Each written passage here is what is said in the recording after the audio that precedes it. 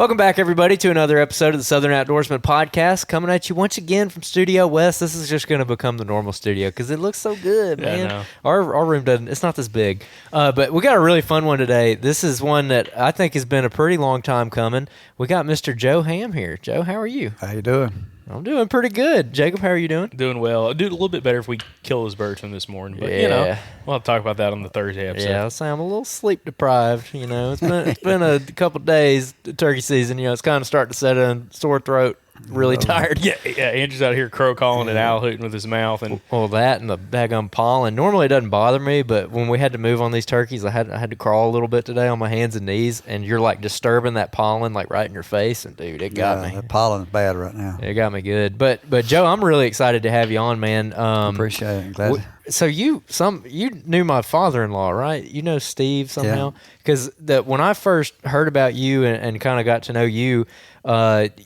I guess Steve had talked to you about me liking to hunt, and you sent him home with a little crystal call, Hunter's Addiction, which was your company. Yeah. And man, I wore that sucker out, and I killed my very first limb hanger public land turkey using that call. You could you could get some good money for that right now. Oh, really? Yeah, I get about 10 calls a year. People, where can I find one? Where can I find one? I told them, if you find two, buy me one. So what's the story on that? You had your call company, Hunter's Addiction. Tell us a little bit about that. Well, I actually I rep for a long time for several different call companies, for Southland and Jerry and Chris Gardner at Heart of Dixie and a couple more, and so when Southland sold, and then after it got sold again, then me and Junior got back together, and I decided I wanted to open up my own company, and so we got back together and opened up Hunter's Addiction, and we had it for 8 or 9 years, and this and then I had a heart attack in the summer, and Junior had a heart attack in the very same summer. Believe it or not, we both had a heart attack, and I guess the call company gave us both a heart attack. I don't know. But anyway, it's a tough business. But, but anyway, we tried to go back at it, but and realistically, to make really good calls, you need to make them in the summer when it's hot, when the warehouse is hot, the wood's the best in, glue dries the best in, it adheres the best. Cold weather and moisture and call making don't make a good call. That's interesting, man. Yeah. That's not something I'd have ever thought about. And one time we went and we walked around the Woodhaven facility. When we interviewed Mike Pentecost a couple of years ago, and he had like rooms set up just for drying wood, and he was like very particular about how stuff was dried, and that would have never occurred to me. Absolutely, the drier the better. The wood works better when you're building the calls, and the glue, when you're gluing everything up, it gets in the pores and adheres better, and it just makes a better call in the summertime in the heat. Mm-hmm. And you got it needs to be warm. It don't need to be cool and damp, and it just, the wood's not right then. But and the best calls were made in the summer, and we got back up there, and Junior had another episode up there trying to build calls in the heat, and the doctor told him that he couldn't be back up there building calls, or he was ever going to find him up there, and so so we just decided that was time to call it quits. But it was fun. I mean, it was fun, while it lasted, and we got some calls out there that people are still killing turkeys with, and that makes you feel good that that people are using your stuff to kill birds and call birds up. And, yeah, definitely. But it's like I say, I've got I own my own call company, and I've got other people's calls in my vest. I'm not saying that we made the only good calls. We made a good call, but I'm not saying we made the only good calls. I've got probably half of my vest is not even my calls. But I just killed that last bird I killed the other day. I killed it with one of Redbeard's little copper calls. I got it from him this year. And he said, "Why are you buying a call from me?" I said, "Because I'm going to kill a turkey with it." And he said, "I don't have a copper call." And he said, and then after I killed it, I sent him a picture of it. And I said, "I told you I was going to kill one of your copper calls." But he got a charge out of that. Me and Redbeard are good buddies, good friends. He's a good man. But yeah, like been doing it a long time. Well, Joe, I want to kind of get into your background a little bit. I want to talk about, for our listeners and also the viewers out there that want to kind of get a little bit more of your backstory. When did you get into turkey hunting? Like, how old were you? Also, how old are you now? But also, what kind of mentor did you have, if any kind of mentor, growing up turkey hunting? Yeah, I turned I just turned 67 in November, and my granddaddy was a big turkey hunter, and my oldest uncle, my granddaddy was named T.C. Chappell, and my oldest uncle, his name, he was T.C. Jr. He was a big turkey hunter, and my Uncle Frank was the youngest of the bunch. There was 13 kids in that family. It's my mother's side, and Uncle Frank was about midways of the 13, and he's the one I hunted with the most because, he was able to hunt longer than TC or my granddaddy. But my granddaddy, he gave me a 410 shotgun when I was 5, but he didn't let me hunt with it. I mean, didn't let me turkey hunt with it. My grandmother would tell me when I was 8 or 9 years old, she would say, "Take your gun and go out and kill me a mess of squirrels, and we'll have some squirrel dumplings." So I'd take that 410 and go out and shoot 4 or 5 squirrels and bring them back, and she would clean them. Not my granddad. My grandmother would clean them and prepare them up, and then she'd make squirrel dumplings, and we'd have squirrel dumplings. But my granddaddy let me start going and sitting with him when I was 8 years old. But he wouldn't let me take a gun and wouldn't let me hunt, but he let me go with him. And you had to, when what Granddaddy said, you had to do it, or he'd slap you in the back of the head. But he would. I remember it just like it was yesterday, and it's been years ago. Granddaddy would. I mean, there wasn't no turkey call companies out there, and he carved his own scratch boxes out. He whittled them out himself, and he had a little dial, and he'd hit that scratch box, and he used his own scratch boxes that he whittled out himself, and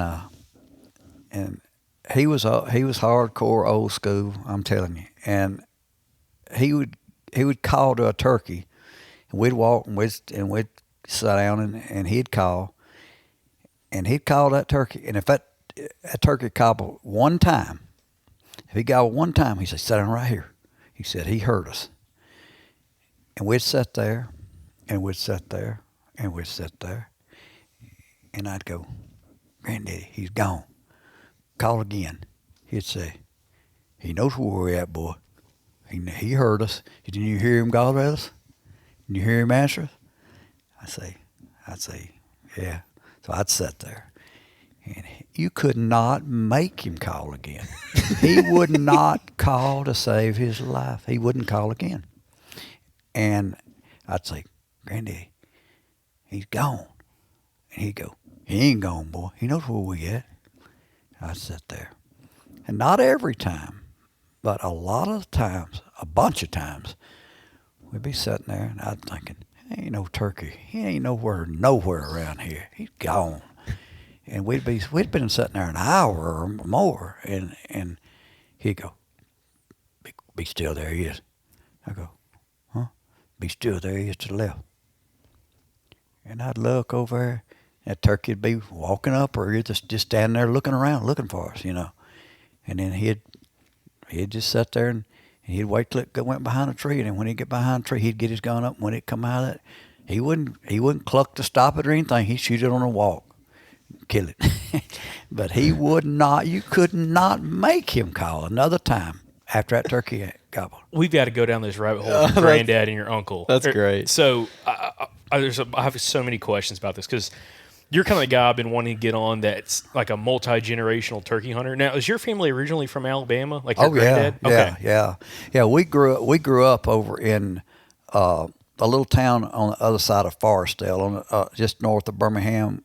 We grew up in a little town called Sandusky, and it's I got some people over there. Really? Yeah. And it's just, most people, I tell them I grew up in Forestdale because they don't know where Sandusky's at. They know where Forestale's at because 78 Highway goes up through there, and that used to be the main way that you went north, But they know where Forestale's at. But we grew up just in Sandusky, which is just, not far from Forestale, just a few miles. So I want to talk more about your granddad and kind of things that you learned from him. But like you've already mentioned his style where he didn't really call much. Like once a bird answered, he was just going to sit on them. I'm curious, do you know roughly what date ranges when he started turkey hunting? Like, was he hunting back in like the 30s, you think? Man, let's see, I'm 67 and I was 8 then, so what would that be? 59 years ago? Yeah, the wrong guy. 59 years ago, and he was hunting when I was born, so I really don't know how long he had been hunting, but he'd been hunting long enough to where he knew how to kill a turkey. I can tell you that. And my uncle TC, he worked at U.S. Steel, and he got that was his granddaddy's oldest son, and he got his arm in a machine at U.S. Steel, and it pulled his arm off, and so he had an artificial arm, and it was a black.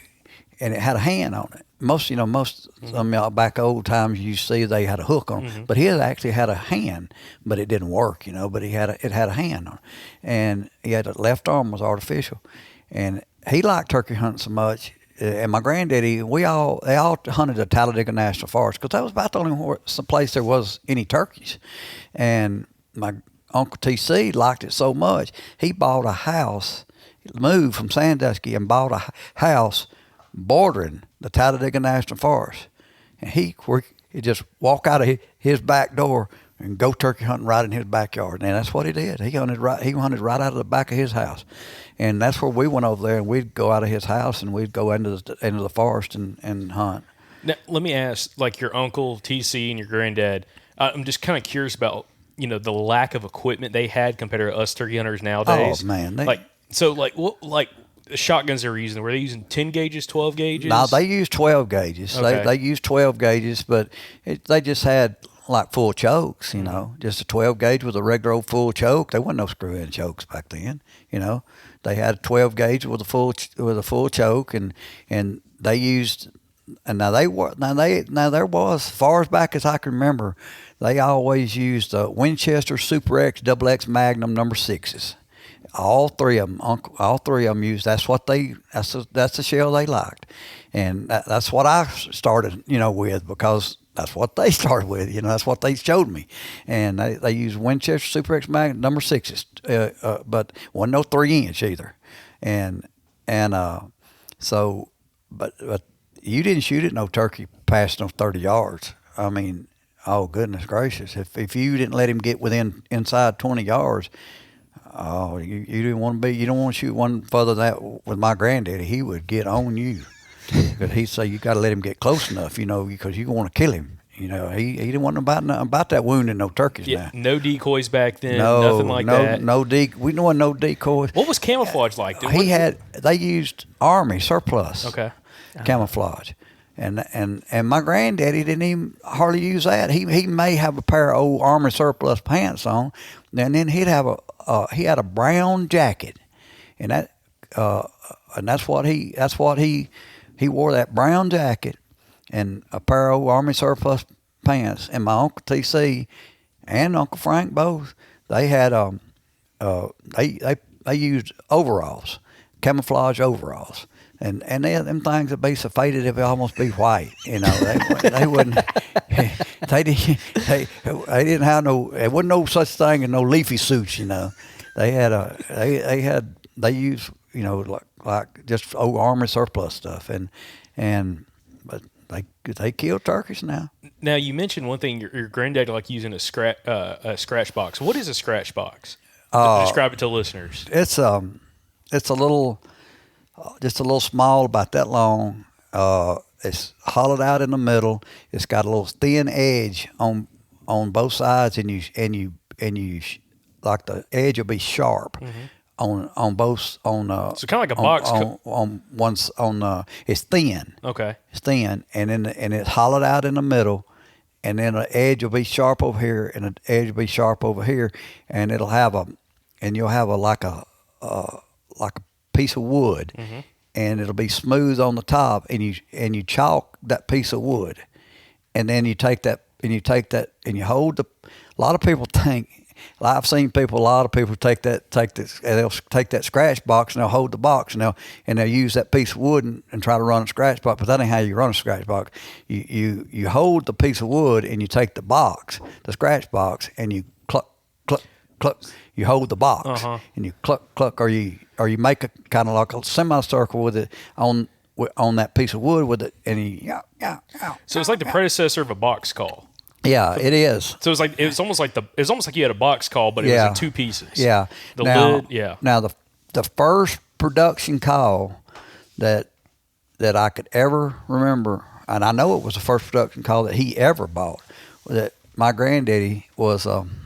I was on up in age, you know, and right before the point of where he got too old and couldn't hunt anymore. Mr. Lynch, M.L. Lynch, started making those calls over in Crestwood Boulevard, and somebody got one and showed it to my granddaddy, and he liked it.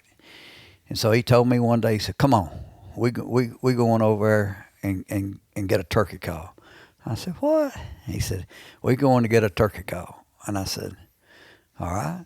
So we drove over to Mr. Lynch's house, and he opened the trunk of his car, and my granddaddy got a Lynch box call from him, and they ran it and showed how to run it, and boy, I thought that was better than sliced bread, man.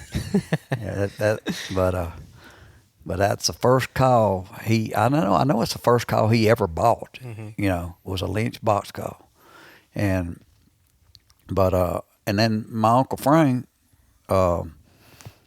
he didn't have, you know, the youngest one. I hunted with him a long time. We hunted. As a matter of fact, he just passed away this year. He was in his 80s. And actually had a tragic accident and got killed, but he had some health issues too. But I hunted with him quite a while before he got to the age of where, you know, he was still hunting right there around his house, but he just wasn't going off, you know, very far and hunting. But now he had a few more calls, but not like us. I can't even hardly walk. My vest was so heavy, it gives me out, you know, carrying it. I carry way more calls than what I really need. I carry about 100 and I use about 3. So, but I've got so many other questions about like your Uncle TC, your Uncle Frank. Did their hunting style change or differ from your granddad? Not much. TC was just like granddaddy. He when that turkey answered, he waited him out. Buddy, he had that turkey'd come up, and you'd think with that one arm he'd be handicapped. He'd hold that gun right here, and that turkey'd come up through there, and he'd see it coming, and he'd wait on it to get behind a tree, and he'd throw that artificial arm off, and he'd lay that gun on that artificial arm, and that turkey stopped. Pow! And he'd shoot him right off that artificial arm, and I ain't never seen him miss. I ain't never seen him miss yet. He'd shoot it right off that artificial arm. But my Uncle Frank, now, he did have a more calls and more equipment, than he actually had a vest. Granddad and TC, they didn't even have a vest. They put the calls in their pockets, and they didn't even carry a vest. But Frank had a vest, and he carried a Lynch box call. Of course, that's what he's going to carry, a Lynch box call, and he used a Quaker Boy Old Boss Hen mouth call. The only one he'd use. You'd tell him, hey, they got this new mouth call. Listen, this sounds good. I've always called him up with this, and I'm going to keep using this one, He Old Boss Hen. That's all he ever used. And until the day he died, he used Old Boss Hen mouth call. And like I say, he had a couple more calls. I think he had a slate call that he used, and he did call a little bit more. Now he didn't call a lot, but I don't call a lot either. I'm like them. That's like I told that boy the other day that I called that first bird up for. That was a 2 hour and 45 minute hunt, and that turkey gobbled 3 times in 2 hours and 45 minutes, and I probably called maybe 10 times in that whole 2 hour and 45 minutes. And I don't call a lot. I call very, very sparsely, unless one's fired up. Now if one's just hammering and fired up and just gobbling his brains out every breath, I'll get with him, and I'll get him worked up and I'll call a lot more. But if one's kind of acting passive, acting like he's really don't want to gobble a lot, just don't really, he's interested but he's not really fired up, then I don't call. Probably every 30 minutes I'll hit a and that's about it, and do it about every 30 minutes, and I'll scratch in the leaves, people think scratching in the leaves, they think a bird at 100 yards can't hear you scratching his leaves. They can hear you plain as day. They ain't no telling how many times that I've not even called, just scratching the leaves, and a bird will be out there 75, 100 yards. They can hear you. They can pinpoint you when they answer you the first time. They know exactly where you're sitting. When they answer you the first time, they can come, if they want to, they can come walking right up to you and look you straight in the eyes. They know right where you're at. Now we've got to ask, how did your upbringing with your granddad, your uncles, and everybody you hunted with, how did that dictate your hunting style? And then how did you kind of mold into who you are today? As in, like, how have you molded what you learned from them into your own style of turkey hunting? Well, I've got my style, but I'm not an idiot neither. I've gone with people and watched them.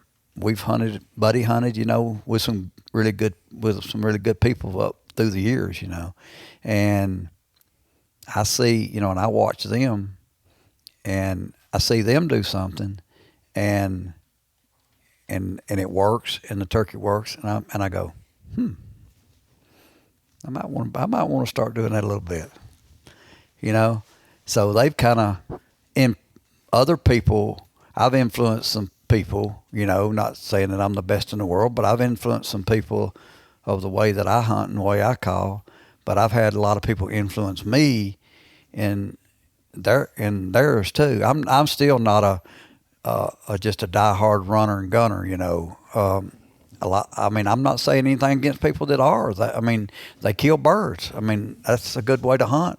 That's just not my style of hunting. I'm more of a wait 'em out kind of guy, But I see people, make these little moves or use a certain call or whatever, and the bird really respond to it.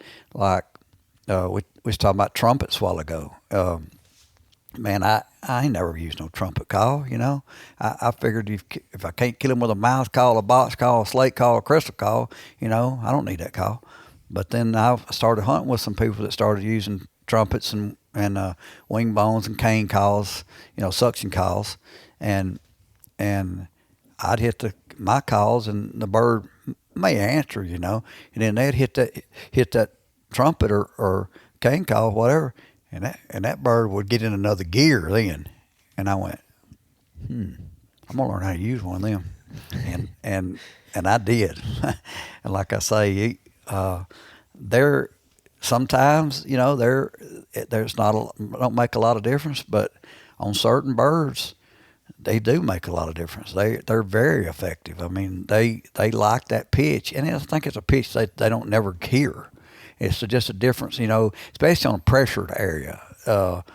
They've heard everything in the world thrown at them, and then you come in there with that trumpet or that cane call, and it's a pitch they've never heard, and they think that's a real hen, you know, and it's just something that they hadn't heard, and like I say, I still learn from people. I mean, I'm, you know, if me and you go hunting tomorrow, you know, you ain't gonna learn anything from me. I'm gonna watch you. I guarantee you.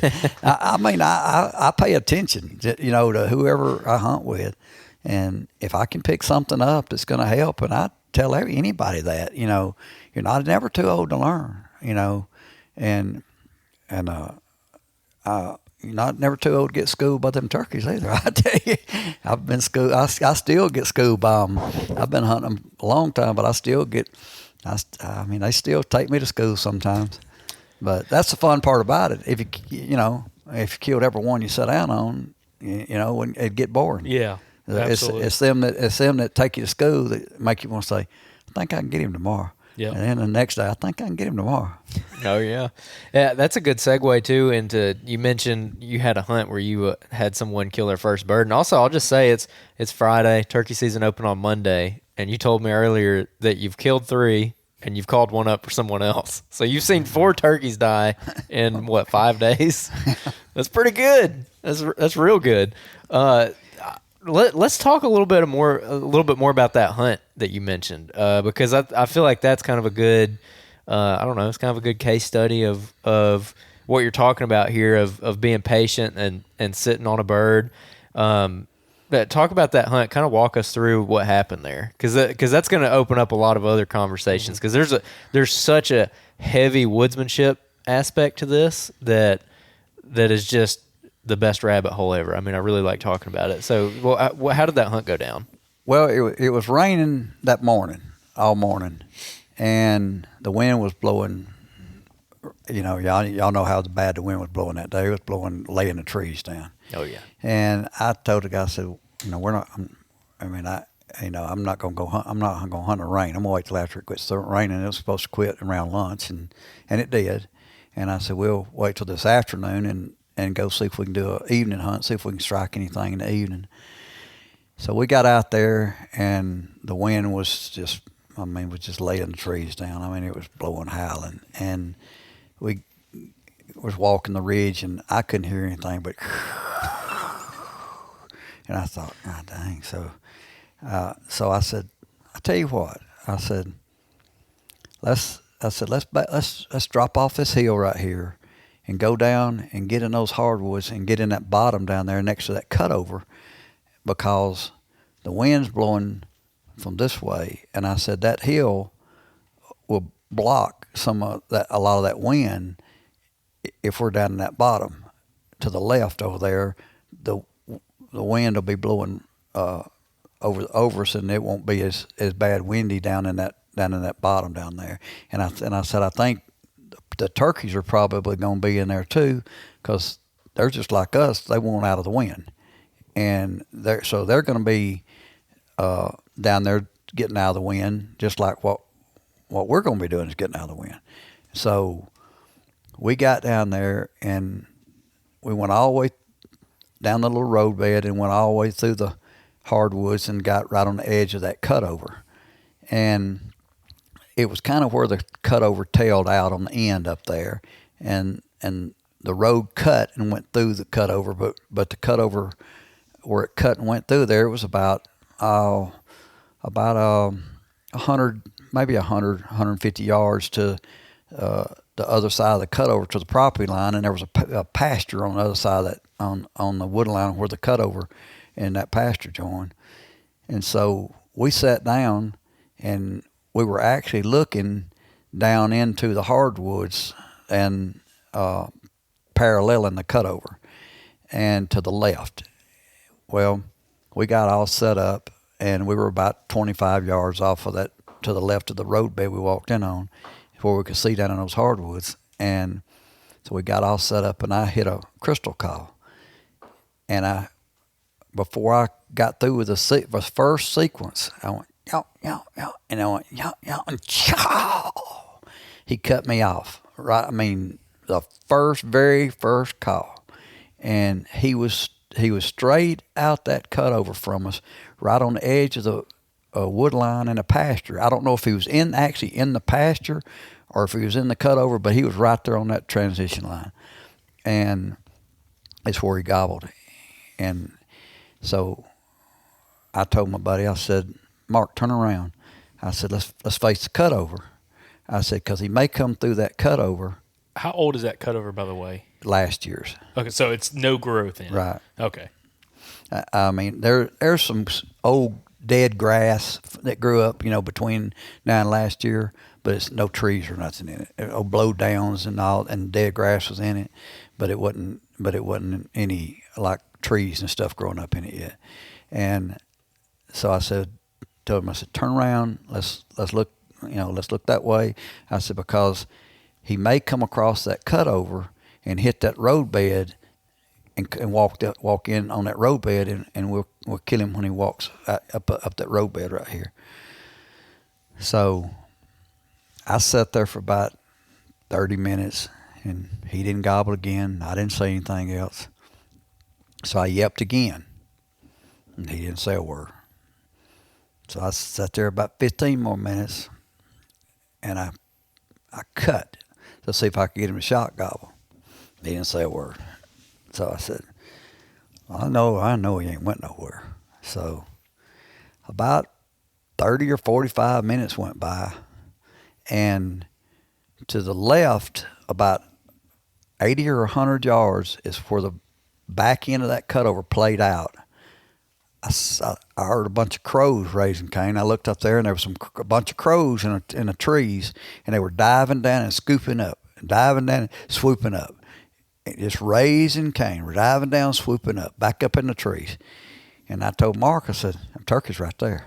And he said, what? I said, the turkey's right there at the end of the cutover. And he said, how you know? I said, them crows are diving at him. I said, them crows are bad about diving at them turkeys and raising Cain and fooling with them, messing with them all the time.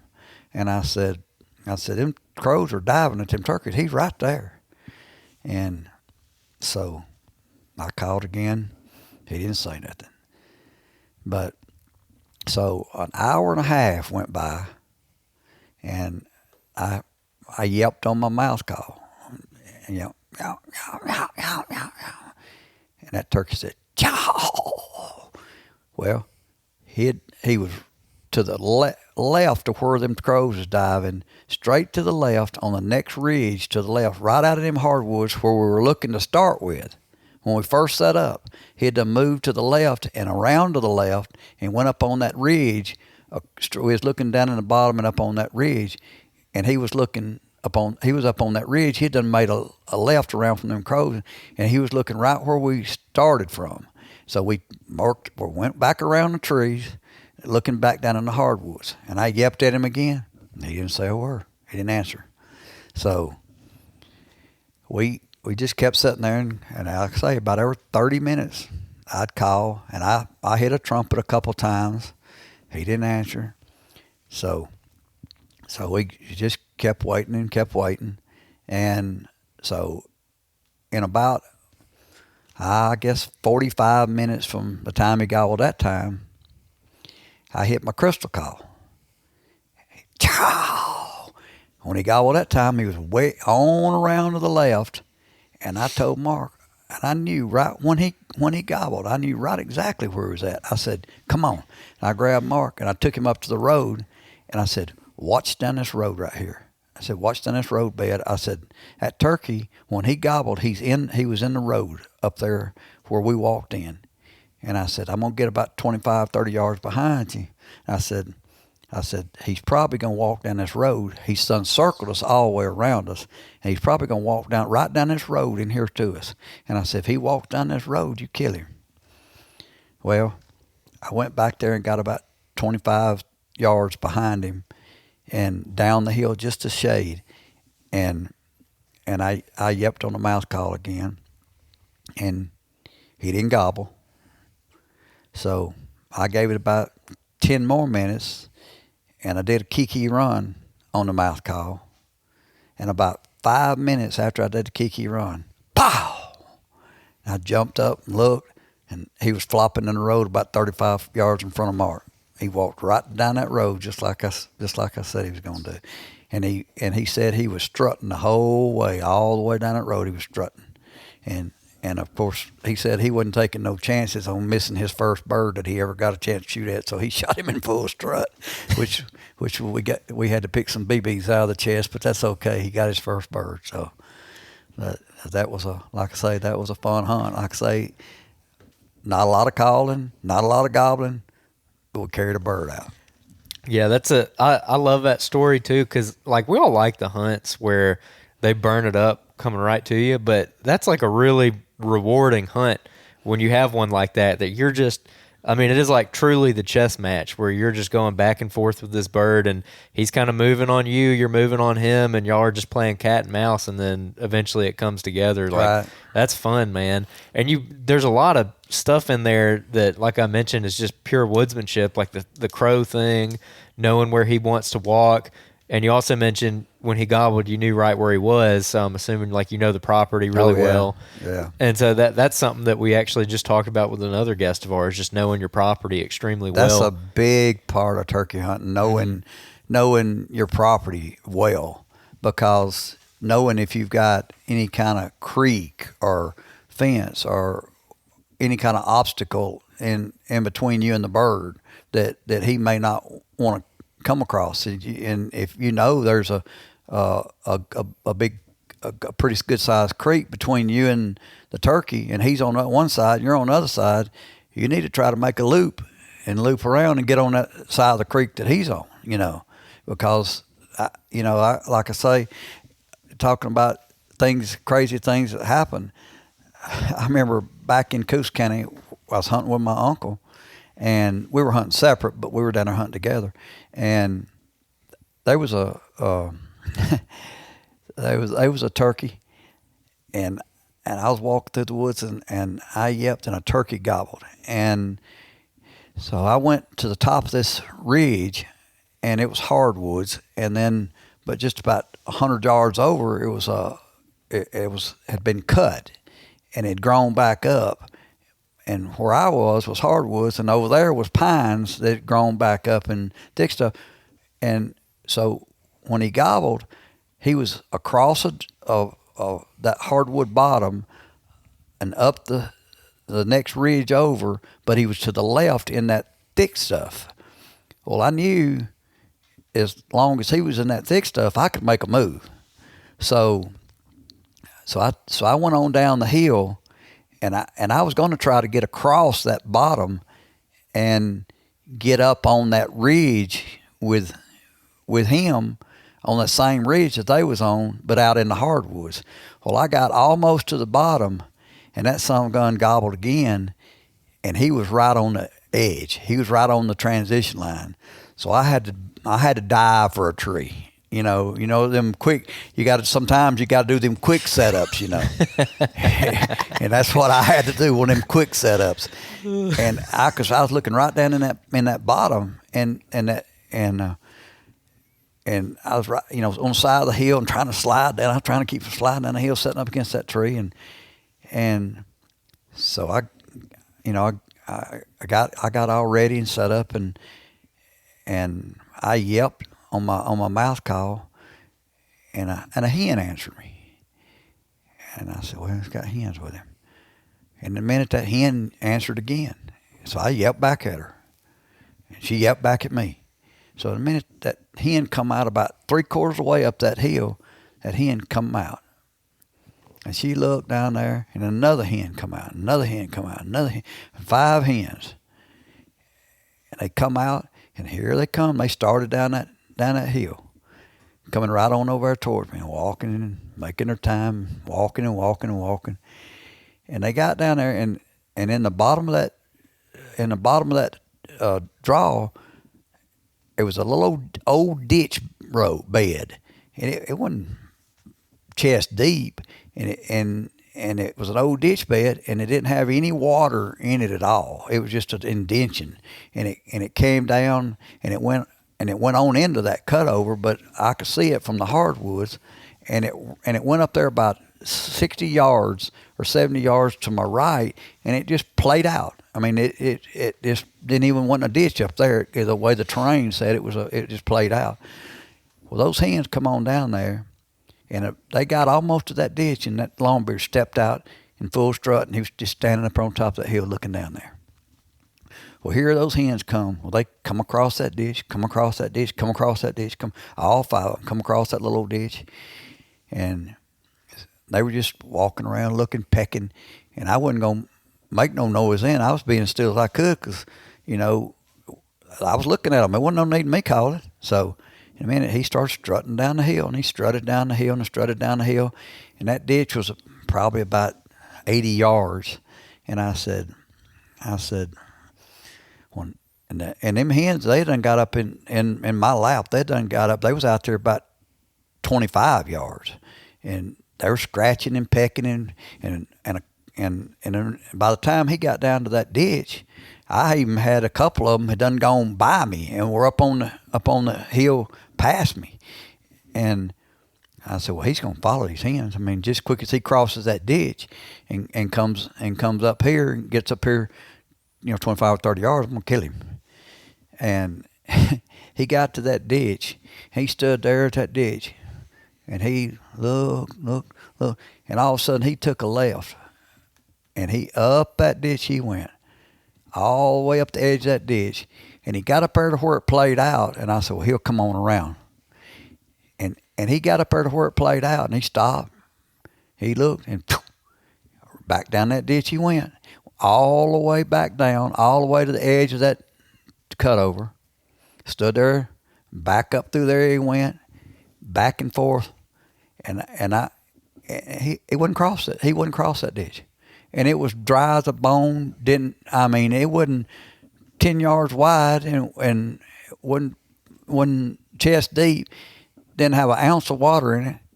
He wouldn't come across it, and I couldn't call. I had turkeys. I could almost hit them with my shotgun, and so in a minute, them hens turned around. They went back down there and started walking back down, and they crossed back across the ditch, and them from behind me, I could hear them walking. They walked right by me. They went back down, crossed back across the ditch. Up the hill they went, and he followed them right back up the hill and back in the cutover. I didn't kill that turkey. and I wouldn't give you a nickel for his life. I thought he was sure enough dead, but he would not cross that dry ditch. I want to go back to the story of this guy. I think you said his name was Mark that shot his first turkey. Talking about woodsmanship, and I want to talk about the setup where you put him on the logging road, but you backed off like 25 yards to call. Can you talk to me about your process of why you did that versus sitting on the logging road and calling? Was it an aspect to try to get him to draw past Mark? Like, what's your thought process there? Because I think there's a good lesson to be learned for a lot of listeners. Well, I may have could have sat with him and had the same results, but if you back up 20 or 25 yards, a lot of times them birds they'll get out there at 50, 60 yards from the hen and hang up and stand there and look for that hen because they can see 50 or 60 yards, and they'll stand and they'll lock up out there at 50 or 60 yards and hang up and looking, and they want to see that hen before they make that final move in their tour, And if I back up 25 yards and they hang up at 50, well, how many yards does that put that from him? About 25. 25.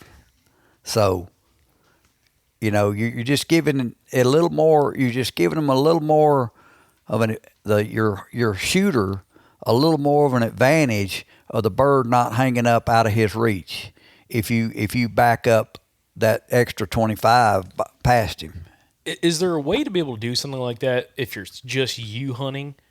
Like, is there ever a situation where I you move all the time? Well, I was gonna say, is there a situation where you may call from 30, 40 yards from where you want to set it? You'll call, he gobbles, and then you move up. Absolutely, I do it all the time.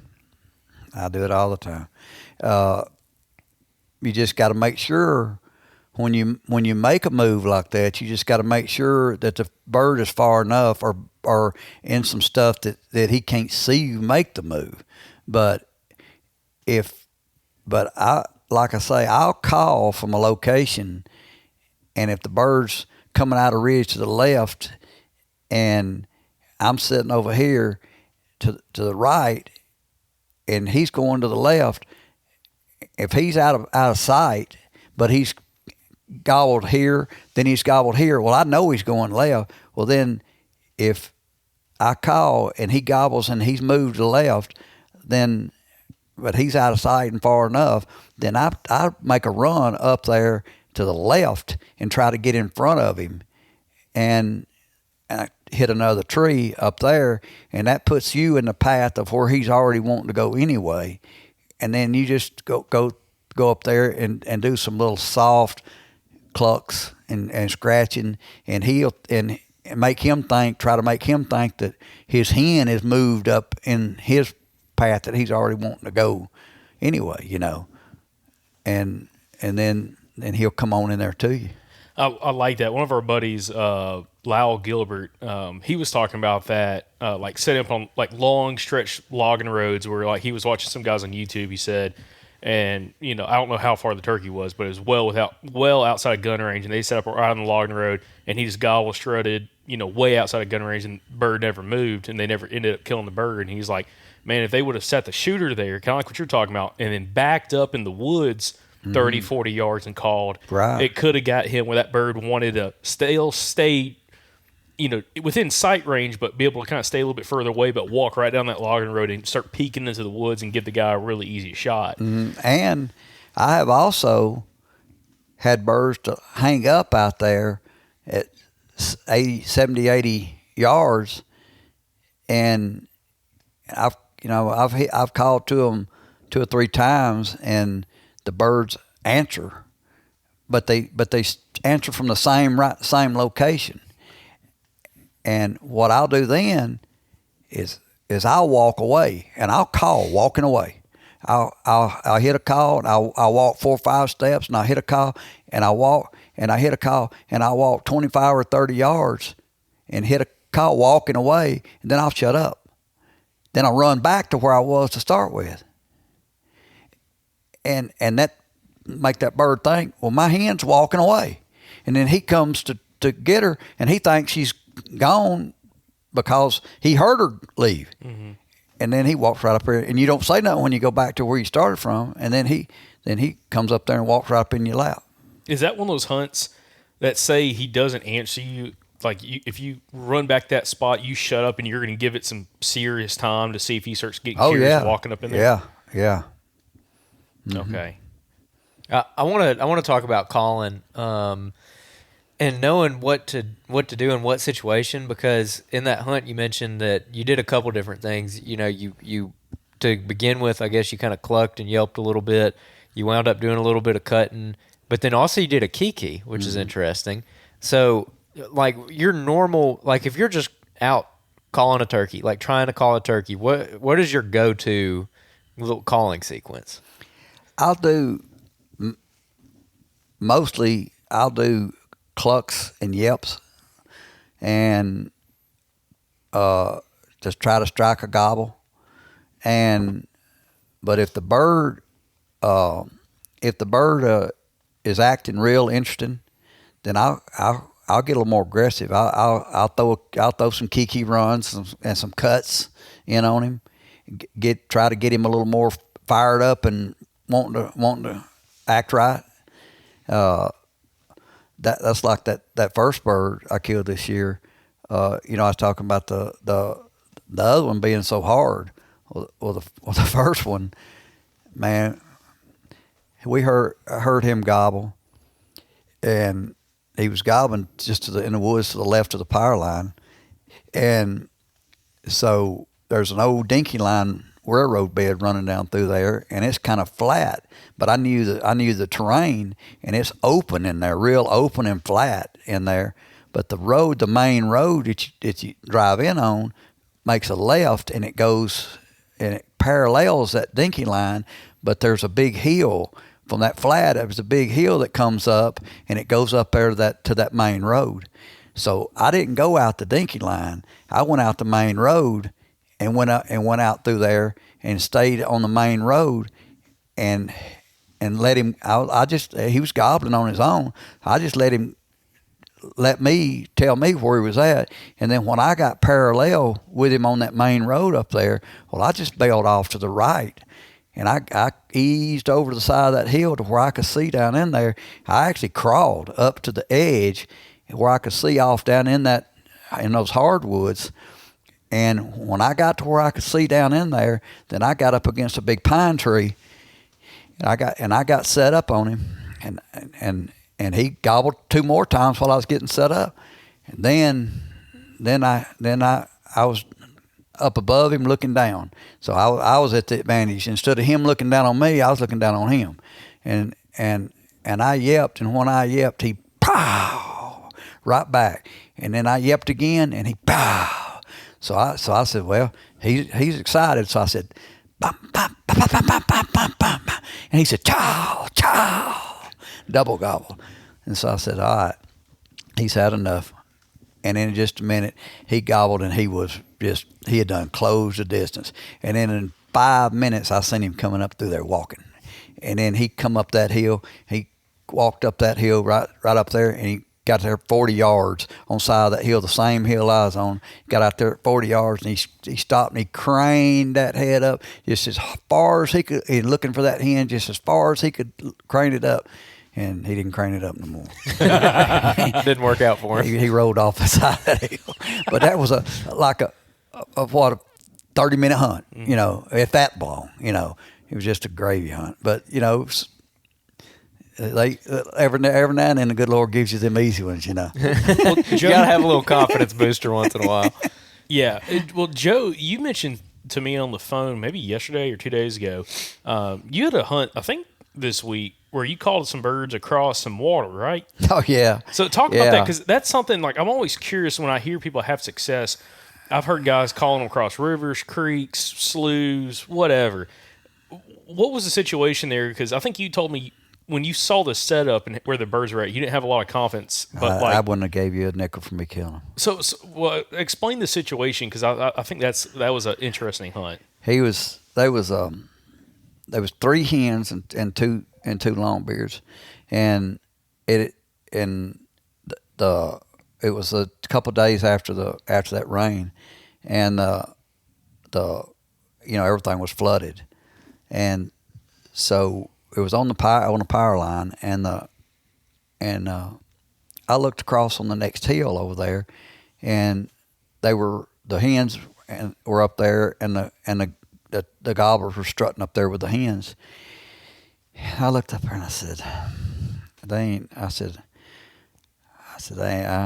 this thing probably ain't gonna work out, but I'm gonna give it a shot. So I got over in the woods, and I saw a pine tree about 3/4 of the way down the hill on my side, and there's a fence that goes all the way across the power line.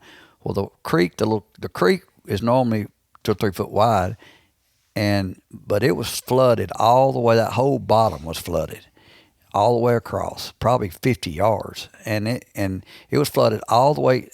That barbed wire fence that goes across normally is on dry land about 20 yards up, and it was the bottom of the barbed wire fence was underwater. So I got up there, and so I saw that pine tree that was stuck out a little bit further than the rest of them. So I got and went through the woods, and I crawled up to the pine tree, and I eased up there and sat up and looked, and they were still up there. And so I yelped at the hens, and they looked down there, and they didn't say nothing, but they started walking down there towards me. They walked about 15 or 20 yards, and they stood there, and then they started pecking around. Them longbeards followed them down there. And so I let them soak for just a minute, and I yelped again, and they stuck their heads up, and they walked about 20 yards down, and I let them soak, But every time I'd yelp, they'd look, and they'd come about 20 yards. And they did that all the way down there to that flooded area down there. And I said, well, this is where the game's going in. I said, they ain't no way they going to fly all that water and a barbed wire fence. I said, there ain't no way. So I said, I'm just wasting my time with these birds. So I sat there and I yelped, and they looked up there, and then they went back to kind of pecking around. I yelped again. They looked up there, and so I cut at them. And they looked up there, and that lead hen, she took off running, and all of a sudden, here she come. She flew that fence, and hit about 40 yards in front of me. And I said, I'm not believing this. And in a minute, that other hen took out running, hit right next to that other hen. And I said, and them longbeards, they was still in strut. In a minute, they just come out of strut. They looked up there, and them hens, they had done started walking up the hill, and they had done got right up there pretty close to me. Well, all of a sudden, them longbeards, both of them took out running at the same time, and I said, I'm not believing this. I went, click my safety off. And they hit right there where them hens hit, and they walked about 15 steps, and I picked out the one with the best beard on him, and I went, Buck! And they stopped and stuck their heads up, and bam! And I thought, nobody will never believe that. But they flew that water and a fence, flew the flooded bottom and a barbed wire fence, every one of them, all the hens and the gobblers. Man, you being a call maker and everything, like, has me really interested to talk more about what, like, the applications of certain kinds of calls. So, like, in that instance, you're talking about you yelped at them a couple of times. Like, maybe you're just trying to see, like you said, you're trying to take their temperature, see what they're doing. But then you threw those cuts in. So, like, with the cuts, you're just trying to raise the temperature, right? Exactly. You're trying to get them fired up, right? Exactly. So explain your thought process. Like, in what situation are you cutting at a turkey? If a hen, if I got hens out there, and you yelp at them, they yelp back, and then or a gobbler, either one, but mainly, but especially a hen. If you've got hens out there that's got gobblers with them, and you're trying to call those hens in, and you yelp at her, and she may yelp back, or she'll look at you, but if she acts like she's not that interested, then you may want to throw a cut in, like a yelp, then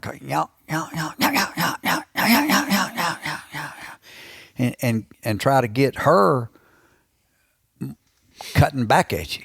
Because I've had them. A lot of times you cut them, and it'll get them fired up, and then they'll cut back at you, and then next thing you know, we had one yesterday morning, and I had her so fired up with Mark. I was trying to let Mark kill another one, and we had her so fired up. She was cutting, yapping, screaming. I mean, she was doing everything in the world. And finally, she came out in the old road bed that we were sitting next to. We were standing in the road when we struck her, and we didn't know if she had a gobbler with her or not. We knew he didn't gobble, but we didn't know if she had one with her, because sometimes if they with the hen, they won't gobble no matter how much she cuts. But she was fired up, and she was raising Cain, and she came finally. She couldn't stand it no longer, and she came running up into that road, and she's looking up through there, and she started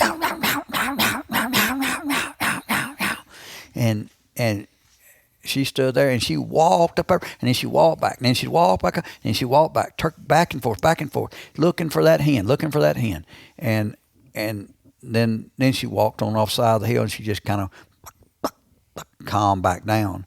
But I figured if it had been a gobbler with her, in the amount of time that she was up there walking back and forth or whatever, he would have strutted up there in the road with her. But she was fired up. She was cutting up, raising cane, and she was cutting and kikiing and doing everything. Man, we had that this morning. I got in a cutting match with a hen this morning, and I was trying to match her, and I was out of breath on my mouth call. Oh, yeah. I mean, she was going. She's like a machine gun. You can get them fired up. I mean, when you get a real hen fired up, you think, well, I'm, like I say, there's times to call aggressive, and there's times like we talking about to be passive. And if you get those hens fired up, if you want to hear vocalization of a hen, you get one fired up like that. She'll make every call in the book, and she gets fired up, and she'll just be loud and just raising cane. Mm-hmm. And that's fun to get them fired up like that. You're thinking, yeah, she's got a gobbler with her, and she comes up and checks you out. He's gonna follow her. That's just like the one that flew the water. I don't think in a million years, if those hens hadn't been with those gobblers, they would have never flown that water. I mean, that's just the way I'm thinking.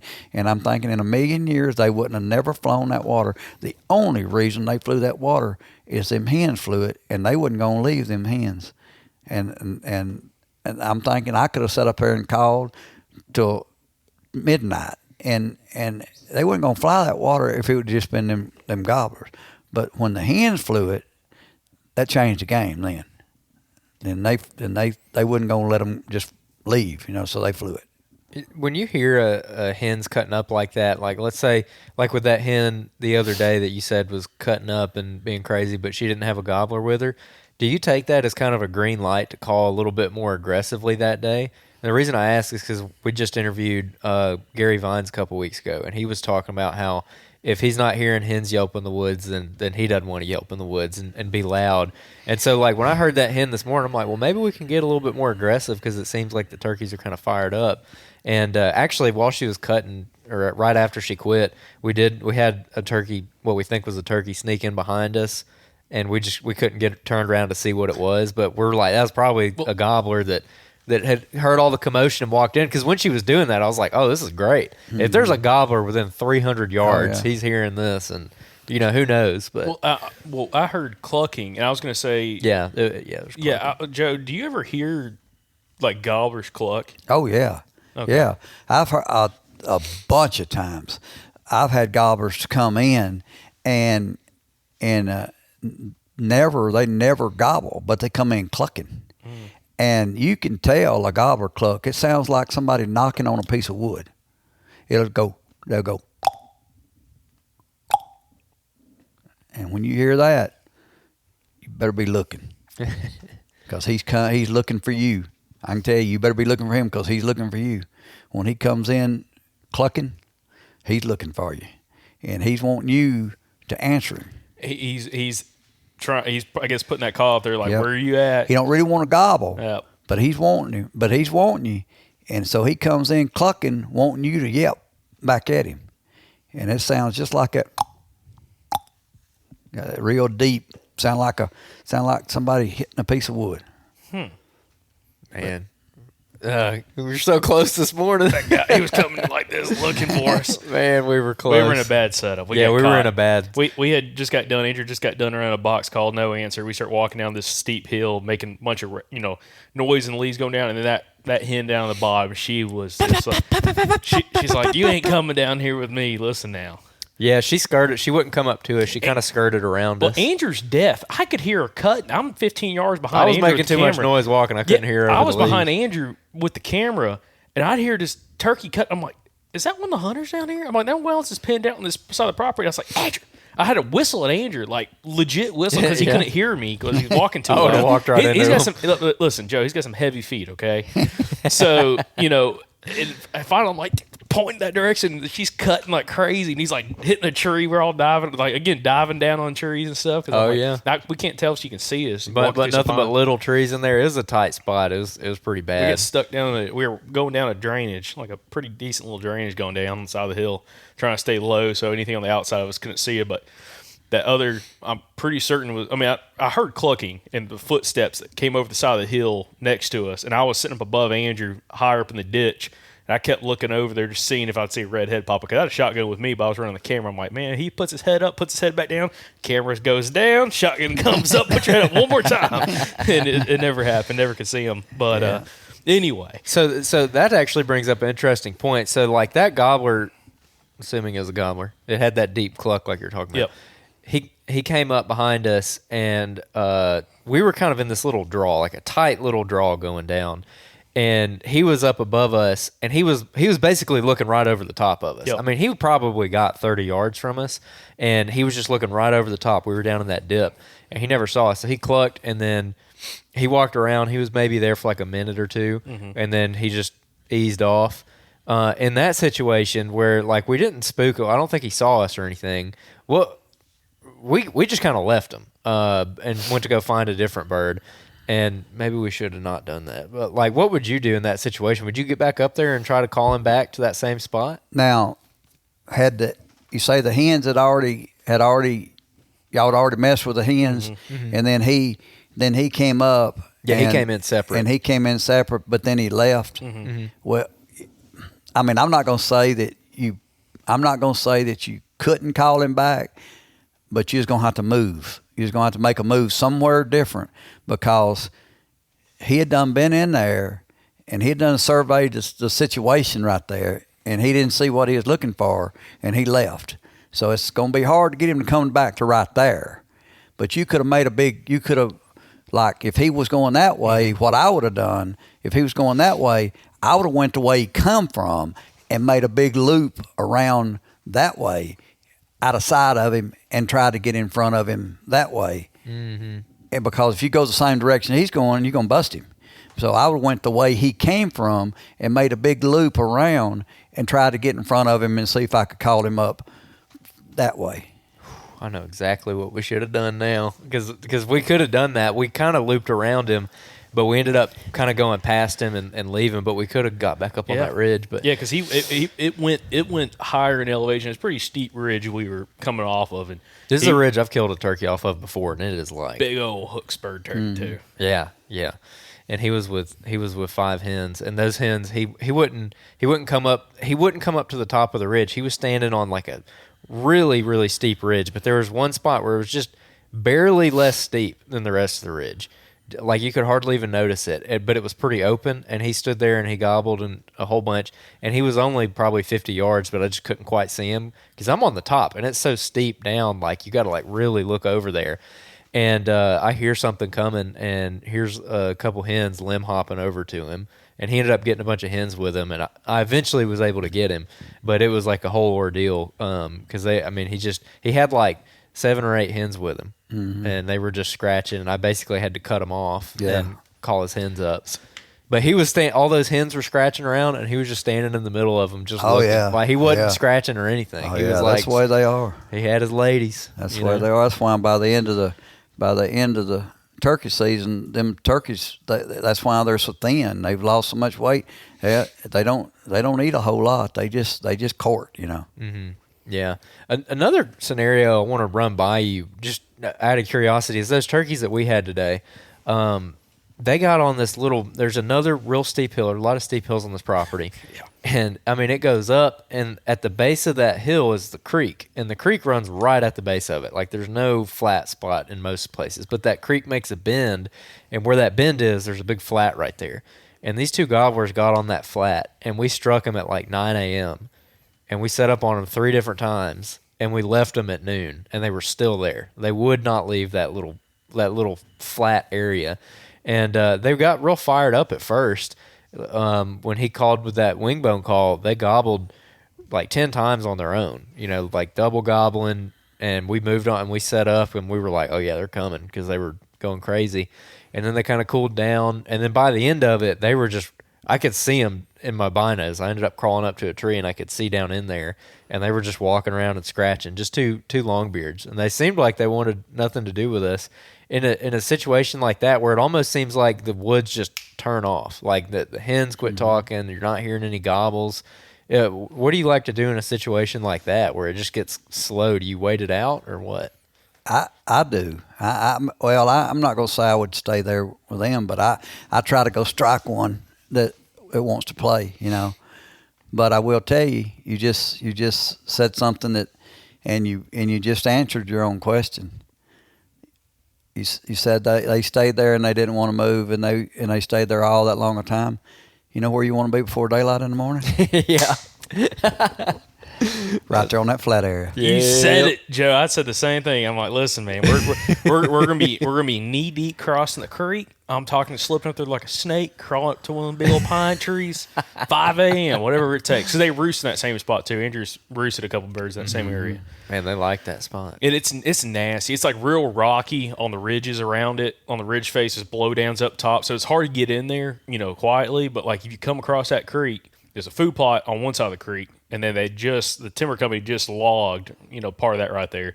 It's kind of slipping across and getting set up right there. Probably pretty good. That's a good area. Kind of going back to the calls a little bit. We talked about cutting, and I wanted to go back to the Kiki run for a minute because it's such an interesting, unique call, and like, you know, certain kinds of turkey calls like mean certain things. You know, like a cut is excited, like you're communicating excitement.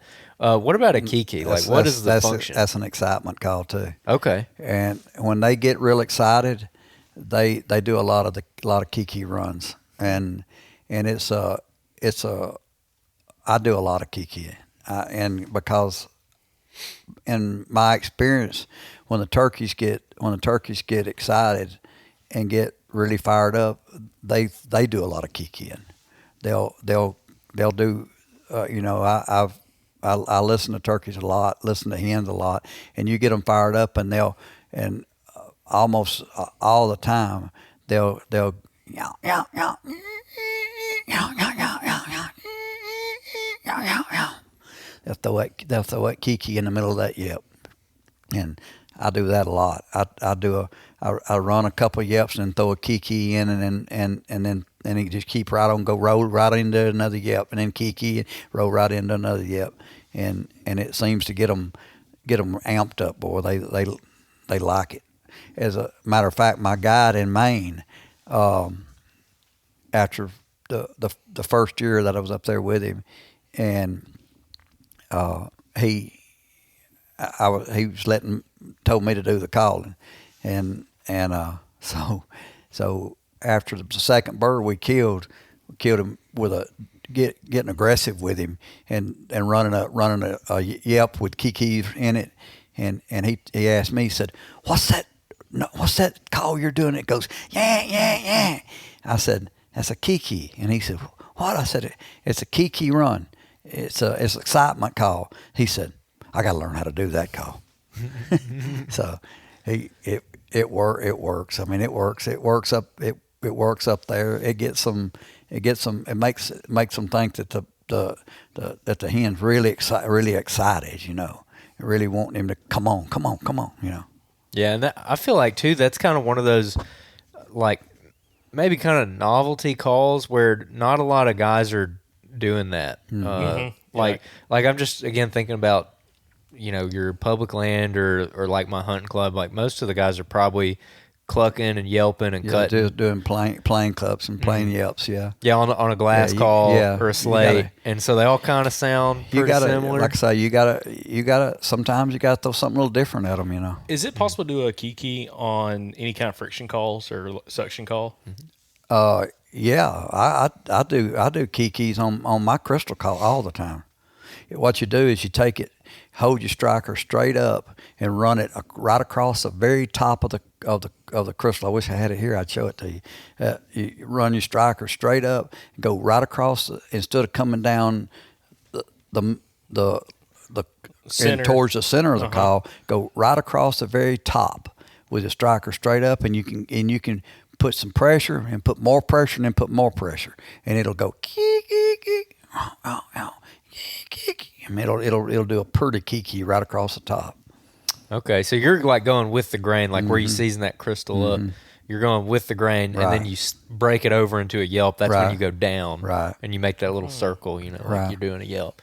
Okay, interesting, very interesting.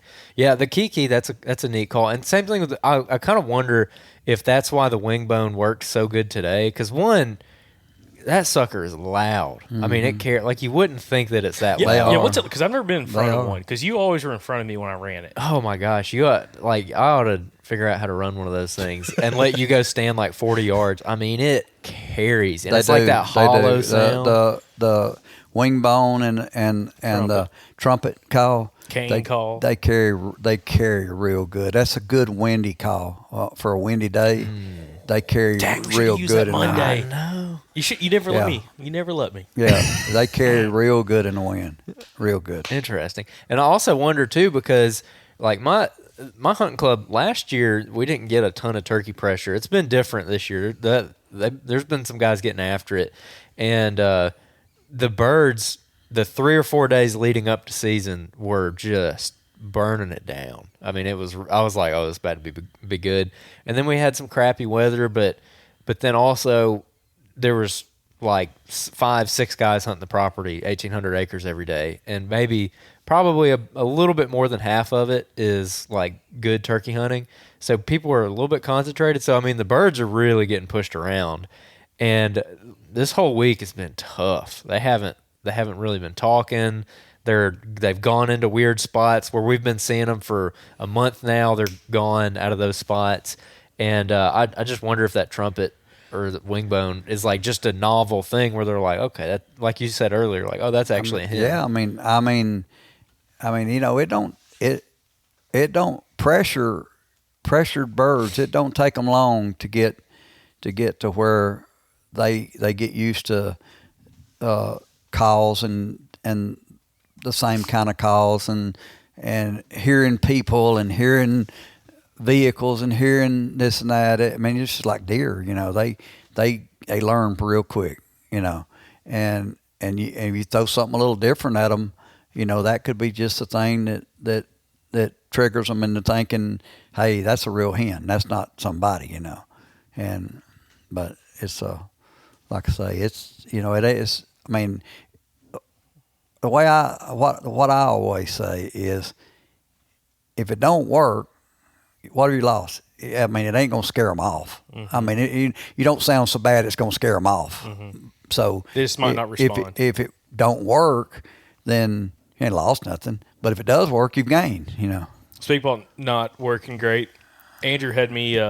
We were throwing the kitchen sink at these two gobblers after setting them on for the third time, and Andrew's up at the tree. He's, you know, he crawled up like 30, 40 yards ahead of me, and I was sitting back calling, and you know, it was the first time they hadn't responded to the wing bone since we had reset. And I called Andrew. I'm like, what? And he's like, dude, I can see him. I'm like, what? And he's like glassing him. I'm like, man, we need to just gobble on a box call at him and see if it gets him fired up. And he's like, well, I don't. He dropped his vest with me, and he's like, yeah. I'm like, I'll you know, I told him I'd gobble on a box call. It's been a little while since I tried gobble on a box call, and it was bad. It was bad. Listen, Joe, let me tell you. It sounded like a turkey got hit with a baseball bat. Joe, it was so bad. Let me tell you. So I went to gobble on Andrew's box call, and I'm like, first, do you put chalk on that thing? Sometimes. It doesn't look like there's any chalk on it. And it runs good. I tested it. I'm like making sure it was going to, you know, anyway, it looked like there was no chalk on it. But it doesn't hold the chalk well, but it's in there. Okay. Like, it doesn't look like there's chalk on it. I went to gobble, and I'm telling you, it was so bad, Joe. It was so bad. I'm like, I just ruined the hunt. It was like 3 notes in a squeak, like the box fell on my hand, and it was like it just squeaked on the back. It's probably what a turkey sounds like when it gets attacked by a bobcat. A bobcat, yeah, absolutely. And I was like, I just ruined it. Like, those gobblers are flying across, you know, they're flying out of here, they're gone. And then I'm like, as I did it again, it sounded terrible the second time too. I'm like, what is going on? And I'm like, he was looking in binoculars and he saw the gobbler put his hand over. I saw those two gobblers look at each other and like, we got to get out of here. Yeah, no, but anyways, and then I ended up, I was like, I'm going to use my box call because I know I can do it my box call. Couldn't do it on my box call. It was terrible. I'm like, I got to practice that. But anyways, I called Andrew. He's like, no, they're still there. They just, you know, they looked over here and were like, didn't really do anything. They just kind of went back to scratching. I'm like, well, thank God. I didn't booger them too bad. But I'm telling you, like, it was like my heart was in my stomach, or my stomach was in my throat, whatever. I felt terrible. I'm like, I just ruined this freaking 2-hour ordeal trying to circle these birds. Yeah. And but we ended up just leaving them because I could see them down there and they were scratching. So I was like, let's hunt them tomorrow. That's the best thing to do. I mean, really, it is. I mean, that's where a lot of people mess up. Is a lot of times you're better off to leave them alone and go after them the next day. And a lot of people, they hear the bird in there and they hear him gobbling. Then he shuts up, and you don't. If you sit there a couple hours and he hadn't gobbled again, and you decide you want to make a move, a lot of people go in there, and they'll go in there towards him and think, because they'll think, he's gone, and they're going to go in there and get where he went, and he just ain't said nothing, and he's standing right there, and they bust him, and then you've hurt a whole lot. Where if you'd have just left and came back the next morning and got on him again, then he wouldn't have been spooked, and you could have maybe called him up and killed him. Well, also I've done that so many times, and also that's why I crawled up there with the binos to look down into that spot, because like my brain is like, they're gone, like they saw us, they just moved off. But like I've done it enough times, like spooked birds like that, where I'm like, they're probably still down there and they're just being quiet. And so I eased up with the binos, and I was just kind of leaning like this, like out from behind the tree and like scanning through the woods. And then I just saw the shine of his feathers. I was like, there he is. And so I moved a little bit more, and then I could see his wattles like way through the woods. And I was like, yep, they're just standing there. Yeah. They've been there for hours. I'm sorry, what were you saying? Well, actually, I don't know what I was going to say. I ruined it. My bad. No, I mean, yeah. So, Joe, I've had this thought going into this season after experiencing some hunts last year where this happened, where birds got quiet, go set up on them, and they're right there. They've been there the whole time. You sneak into 80 yards of where they were just at, an hour ago, gobble and take a big loop to get in there, and you call them right back, kill them. And it's like, I think in areas, maybe in like a little more like open field country, maybe birds might move a little bit more, but in different situations. But I feel like turkeys in some habitats, especially some gobblers, just aren't wanderers. Like they have a very specific, maybe a 100-acre area that they really like. And if you get in there and stick with them, they're going to be there. Right. And it's like kind of the thing what you were talking about, like not walking right at them, because I've done in the past. They shut up after 40 minutes. I'm like, I'm going to walk down there and see where he was at. And you bust them. And it's almost like, this is what I was going to say. When you back out, even though you didn't kill that bird and he hung up, he kept getting hung up in this one spot, you pull up your maps, pull up on X and look, and you kind of pinpoint where he was at. Well, now you know exactly where you need to be the next morning and just beat him to that spot. That's right. And then you got him hopefully killed at that point. That's right. Or at least you got a better chance at him. But you don't have any chance at him if you bust him and he flies off. Then he's going to be scared to even talk the next morning. Let me tell you, talking about like some of my most memorable busting moments of scaring turkeys. I was hunting West Virginia last year with our buddy Josh Ireton from the Untamed on YouTube, and it's West Virginia, kind of cold country land, big, huge reclaims and stuff, just really nasty, super steep country. And me and my buddy Nick Dare, we were up scouting day before season came in. And I saw an onyx. There's this little pond way up there on top of this reclaim. Had a little bit of timber around it, but there's no timber within 400 yards of it. I'm like, let's go up there and just listen. We got up there in the afternoon and started walking around. There's turkey sign everywhere. And we were just trying to, strike a bird, or really just trying to listen, try to get one to, gobble on the roost and then have one to play off of. I'll walk around, and I come around the edge of that pond where it's kind of brushy, and I used to see this gobbler. He's like 30 yards from us. I'm like, crap. He sees us. He takes off. He takes like 2 steps and just glides. That sucker went for it seemed like half a mile across this giant drainage and landed on the far mountainside and pitched into a tree. I mean, I watched him fly. It felt like you were watching for minutes flying. Oh, yeah. I mean, he went so far off the side of this mountain. Yeah. And, he's still walking. I mean, dude, he was just gliding. And I think I got some footage, or maybe Nick, one of us got some footage of him just gliding all the way across the other side. And I'm like, well, he ain't going to be back for a long time. Right. But, yeah. People, are really, and I tell them that that you got to have patience because they're too impatient on a bird, and especially when he shuts up. They'll sit there for 15, 30 minutes, and they'll say, well, he's gone, and they'll leave.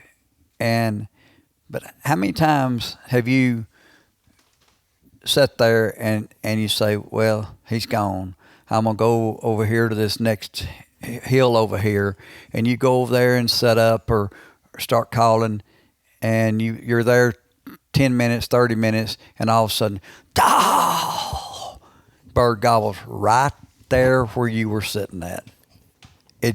You just walked off and left your gobbler that you would be carrying out. Oh yeah, it hurts. But you just gotta have the patience to sit there and wait him out. Even though he shut up, normally when they shut up, they can't walk and gobble at the same time. So normally when they shut up, they're coming. It ain't that they left. That means they're coming. That don't mean it's time to leave. That means it's time to sit. Well, Joe, one thing that I started doing a couple of years ago, so I've got a bad back. I broke my back like 14 years ago, and I get like my right leg would go numb. Like especially if I'm like sitting up against a tree. If I'm not sitting straight up, if I'm leaned back a little bit, my right leg goes to sleep very quickly, and it's really uncomfortable.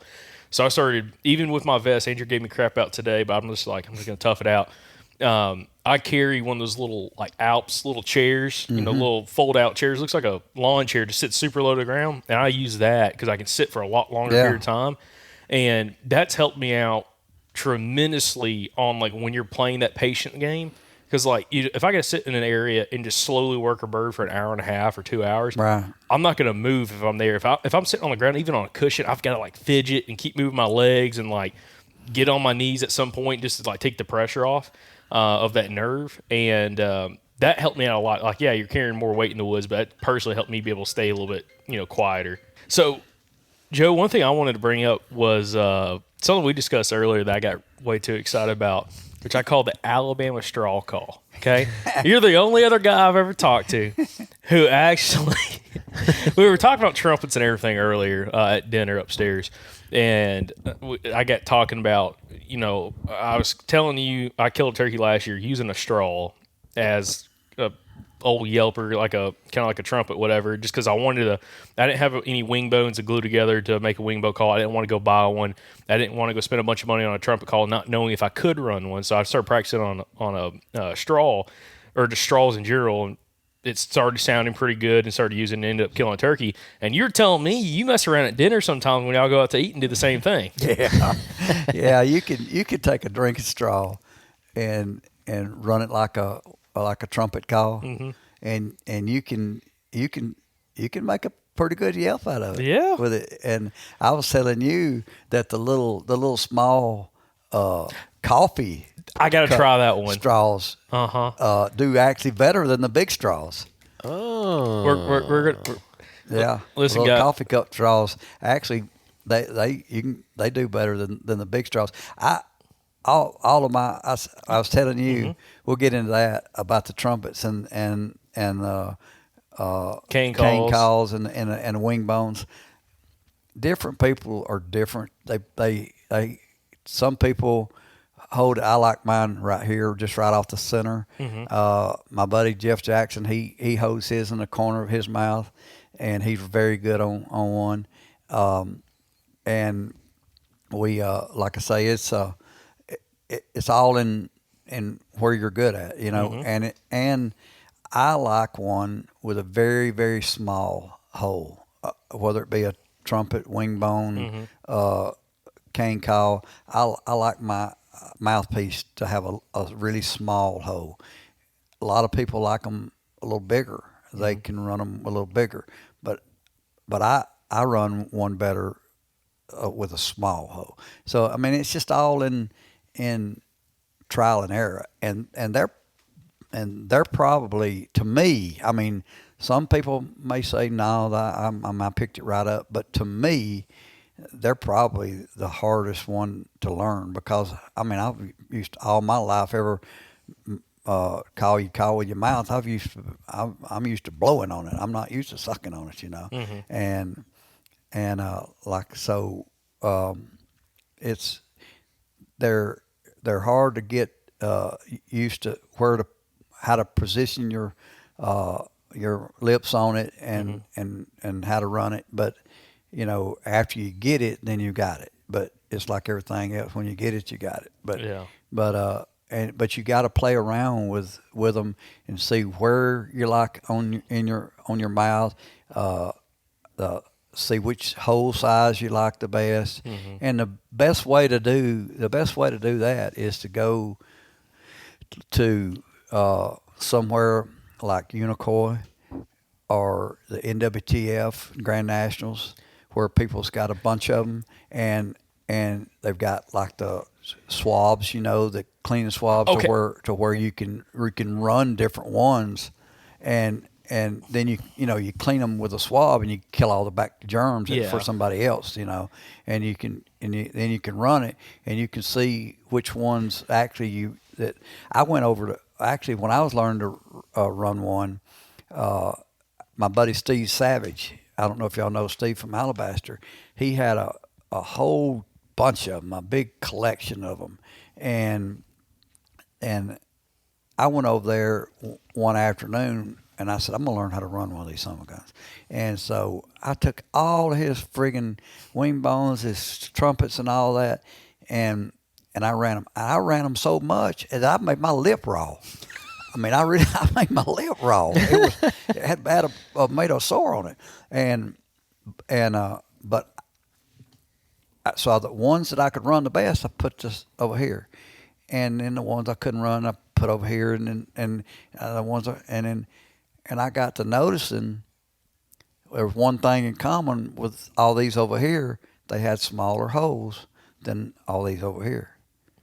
And I told Steve, I said, look, all these over here's got real small holes on the mouthpiece, and these are bigger, and I run these better. So I realized then that I run one with a small hole better. But, not everybody's like that. I mean, you may not can run these with a small hole. You might need one with a bigger hole. But, you just it's all trial and error, Well, see, I didn't know about the swabs because at NWTF this year, there was a bunch of trumpet call makers. And I wanted to go run them, but I'm like, I'm not going to ask somebody to. Oh, they had them. Kevin Roush, my buddy I was telling you about, and he was in the booth with us, and that's what he makes is trumpets and wing bones and cane calls, and he had a whole box of those little alcohol swabs. Well, now I know. And you wipe them off, and then you run one, and he'd wipe it off and put it back in, and they're all wiped off before you ever run them. Well, see, I'm glad to know that, and that's a good thing for the listeners as well. If you go to one of these shows like Unicoi or also NWTF convention, if you do want to run them, they have those swabs. Because I didn't even ask to run them because I'm like, man, they're not going to let me put my I was like, I'm not. Yeah, they'll let you run any of them because they're going to wipe them off. Okay, they're going to swab them right after you run them. Okay, well that gives me a lot more confidence to actually go and try some, and work on that. And I'll tell you what, after season gets done, I want to meet up with you, and I want to get some lessons from you. If you get some free time of how to do some of the clucks, the purrs, and everything else on a wing bone or a trumpet.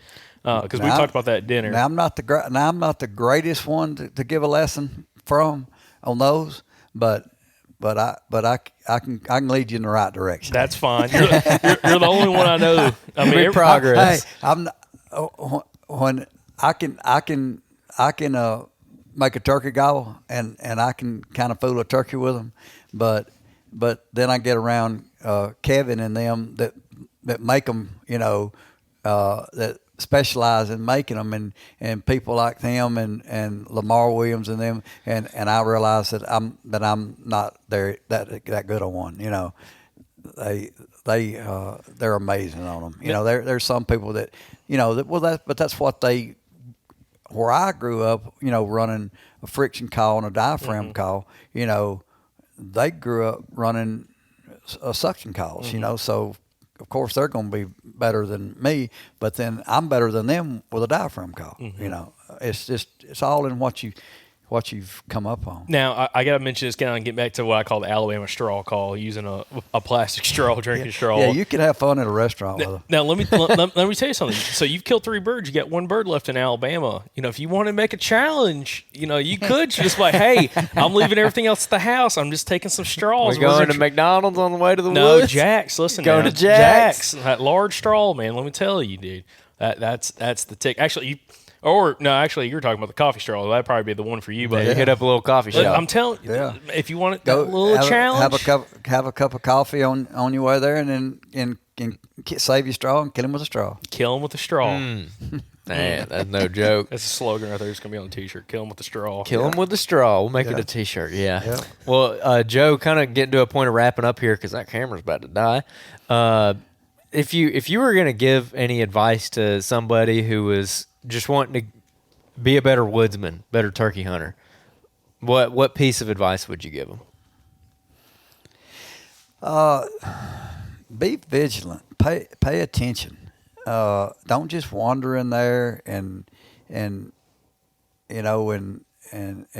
you don't kill him, wander out. Try to every time you go, try to learn something. Try to learn when to make a move, when not to make a move, when to call, when not to call. And like I say, I've been doing it in all these years, and I still make mistakes. So if you make a mistake, don't get down on yourself. Go for it again the next day. And patience. If that's one thing, I got to tell people: patience, patience, patience. Patience kills turkeys. And be patient. Wait them out. Don't. That's just like I told Mark. He wants to sit there 15 minutes. If he ain't killed a bird, he wants to go walking. And he's walking, busting birds, walking in on them, busting birds. I'm going, dude, you ain't doing them messing everybody else up, busting all these birds. I said, sit down somewhere and stay there for a while and give them a chance to come to you. Be patient. But, a lot of people don't have patience. And I know people run and gun, but most people that are good at running and gunning, they don't just arbitrarily stomp through the woods. They methodically go through the woods and stop and call and listen for response, and then they'll go somewhere else and stop and call. But they don't just barrel through. They're looking the whole time. They're stopping and calling, and they're good at it. But that's not me. I'm just not good at it. I'm not. If I need to move, if I want to move in the middle of the day and go somewhere else, I will. But if I get one to respond, or if I know there's one in the area, if I see one go into a section of woods, then I can go in there and I can hang on him as long as, and if he'll gobble every now and then, I can stay on him all day. And if if I know he's in there, at least I know there's a bird in there, even if he don't gobble.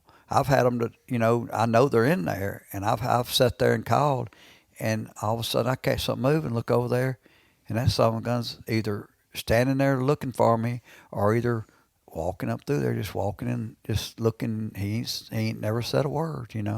I've killed a lot of birds that ain't never gobbled one time, and that you slip in on you and you see them, and you wait on them to get in range and kill them, and they never said a word. Awesome. Well, Joe, we greatly appreciate you doing the podcast with us. I've enjoyed it. I appreciate you having me. Absolutely. And I know you've got a lot of season left. I know you're going to travel and hunt a little bit. You got one tag left here in Alabama. But, again, listeners, I hope y'all enjoyed this episode. If you did, love for you guys to go leave us a 5-star written review on Apple Podcasts and Spotify. Let us know what you thought about Joe and his episode. And again, appreciate everybody that's been watching the podcast, listening to the podcast, sharing it with some buddies as well. Hopefully y'all were able to get something out of this episode that you can go and directly apply for your season going into this springtime, whether your state's already opened or about to open up, and apply some of this. And like Joe said, focus on the patience aspect, especially if you're a newer turkey hunter. Patience can teach you a lot, and especially not always focus on so much about the calling, but just listening to the woods, listening for scratching, listening for those vocalizations from gobbling, yelping, cutting, and everything else from what the turkeys are doing, and playing off that. So, Joe, thank you again for joining us on the podcast. And guys, we'll catch y'all back on the next episode from the Southern Outdoorsman podcast. And remember, y'all stay Southern.